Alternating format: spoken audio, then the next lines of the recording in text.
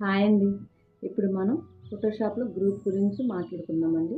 ఆ గ్రూప్ ఎలా చేయాలి అని దాని గురించి మాట్లాడుకుందాం. అంటే ప్రతి లేయర్ మనం తీసుకొని వర్క్ చేస్తాం కదండీ! లేయర్ బాక్స్‌లో సైడ్‌న లేయర్ పక్కన లింక్ పెట్టాలి. అంటే లేయర్ 1, లేయర్ 2, లేయర్ 3 అని ఉంటది. ఈ పక్కన ఆ లేయర్ పక్కనే బాక్స్‌లా ఉంటది. ఆ బాక్స్‌లో లింక్ మనం క్లిక్ చేస్తే లింక్స్ వస్తాయి. ఆ లింక్స్ అన్నీ పెట్టిన తర్వాత కంట్రోల్ జీ కొడితే గ్రూప్ అయిపోతది. అంటే విడివిడిగా ఉన్న లేయర్ అన్నీ ఒక్క లేయర్‌గా మనకి ఫార్మ్ అవుతది. అలా మనం కూడా ట్రై చేసేద్దాం.